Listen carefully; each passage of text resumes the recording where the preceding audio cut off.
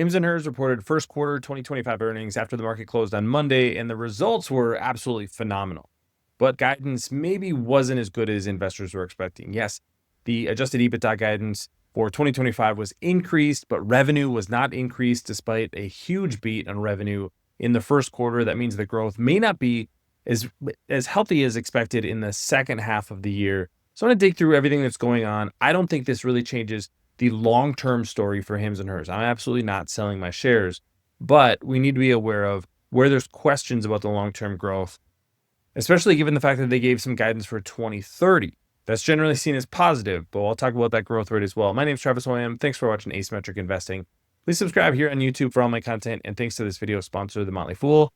If you go to fool.com/ASYM, they'll give you their top 10 stocks to buy right now. Let's jump right into the results. And the first thing I want to look at is just the key results: revenue, net income, adjusted EBITDA. Revenue up 111% year over year. A lot of this is driven by GLP-1s. I'll get to some of that. That's going to be the story for the first quarter. Most of those products are going to be coming off of the company's revenue in the second quarter, and especially in the second half of the year. You may remember it was a compounding exemption that was available for Hims and Hers. That drove a lot of the growth in the second half of 2024 and then in the first quarter of this year. That was because of a shortage of branded GLP-1 products. That ended before the last quarter was announced, so we knew that this was going to be happening, but the growth rate was absolutely phenomenal. Net income also phenomenal, $49 million, and adjusted EBITDA, $91 million. Let's look at those results compared to what they guided after the fourth quarter. They were guiding for almost 90% growth, $520 to $540 million, obviously did well above that. And then adjusted EBITDA, they did much, much higher than this as well. Here was what investors are probably looking at when they're a little bit disappointed with the results. The guidance for the full year, this was the one that was given after Q4, $2.3 to $2.4 billion. This number did not change. So they beat in the first quarter. That means that they're probably going to miss what a lot of analysts were expecting in the final 3 quarters of 2025, but adjusted EBITDA was increased. And you can see that here. This is the Q2 and fiscal 2025 guidance numbers. You can see that the revenue they're expecting, 530 to 550 million, still a great growth rate, and still expecting a phenomenal growth rate for the full year. But that adjusted EBITDA number was increased for the full year. That was because of solid margins in the first quarter, and then they're expecting some pretty solid margins later on in the year as well. The other big thing is they're still expecting the weight loss revenue to be $725 million in 2025. That includes GLP-1s from the first quarter, also includes all the changes like their partnership with Novo Nordisk that was recently announced that will be impacting the company. That could potentially be having a pretty big impact in the second half of the year, and then their oral products on the weight loss side as well. So there's a transition period, especially when it comes to weight loss for Hims and Hers. Here's the other big number that's getting a lot of attention. This is the 2030 guidance, if you will, or just sort of an idea what they think they can do as a business. $6.5 billion in revenue in 2030 and adjusted EBITDA of $1.3 billion. Now, keep in mind that Hims and Hers market cap, as I'm recording today, this is after the market closed on Monday, $9.4 billion. So if they get to adjusted EBITDA of $1.3 billion, that means that their 2030 multiple is only about 7 times projected adjusted EBITDA. Now, keep in mind that the last time they gave these was, I think it was 2020, and they gave 2025 guidance. So similar kind of 5-year time frame, and they beat those numbers by 2024. So they beat them a year early. I don't think this is actually that much of a stretch to expect that this is going to be a $6.5 billion revenue company. That's only about a 28% growth rate based on the revenue run rate of 2024. So even after the first quarter, the growth rate, the compounded growth rate through 2030 would be even lower than that. Adjusted EBITDA, this is another thing that last quarter they talked about being able to increase their margins 1% to 3% per year. So again, not super surprising that they're expecting those margins to increase as well. But it is nice to at least put a tentpole out there and say, hey, this is how fast we think we can grow as a company. But given the current momentum for Hims and Hers, I would expect this to be kind of sandbag numbers, to be honest. Thanks to our friends at The Motley Fool for sponsoring this video.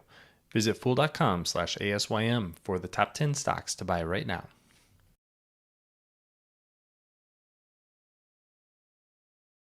There's a lot of little nuance to talk about with Hims and Hers, but I want to just kind of focus on the fact that this is what I would call a platform company. Another way you could look at it is an aggregator of demand for healthcare. So they're going to be connecting the providers, the doctors, with solutions, with prescriptions, and then other solutions as well. So this is their weight loss offering. Wegovy is part of that Novo Nordisk partnership that I mentioned earlier that was announced. They have liraglutide, and then the oral weight loss products, and then personalized semaglutide dosages. This is what's going to be continuing, but this was the big business, was the compounded product that you see right here in the second half of 2024 and then the first quarter of 2025. But it's more than just that. It's an activity plan. There's progress tracking, provider care, clinical support, and even a nutrition plan. So this can be much more of a holistic solution than I think a lot of people think it is. And that's really Hims and Hers leaning into their platform side of their business.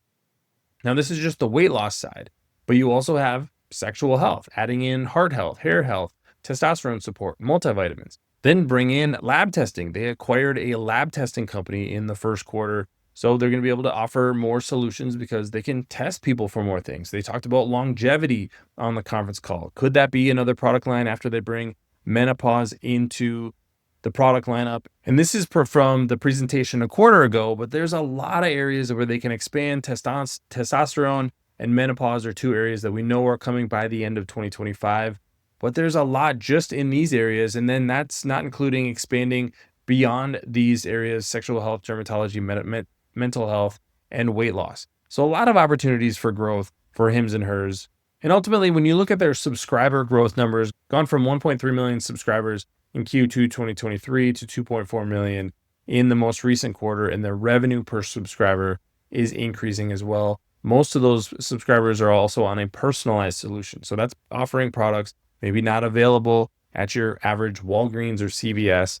And there's maybe more personal care than you get from a traditional doctor as well. The other thing that I thought was interesting from the call is that management really said that they're leaning into this cash business. They don't want to get into the insurance business because the incentives are just not aligned for Hims and Hers becoming the platform company or the aggregation company who is matching solutions with customers. So they want customers coming to them and then them being able to be the one-stop shop for all those customers and use the leverage that they have, connecting millions and millions of customers to present potential solutions like Novo Nordisk has, and say, you know what, you got to offer us a more competitive price or we're going to go to this other solution. That's not something that typically happens under the insurance system today. So this is the kind of disruption that I really like from Hims and Hers. I think long-term, this is absolutely the right strategy that they're taking in healthcare. I think if these subscriber numbers continue to grow, if customers are happy with the sort of solutions and they are expanding the number of solutions that are available for Hims and Hers customers, that's going to be a phenomenal growth story. It's not going to grow at 111% each quarter. That's unreasonable to expect. But I do think the growth rate could be higher than 28%, which is what management is projecting between 2024 and 2030.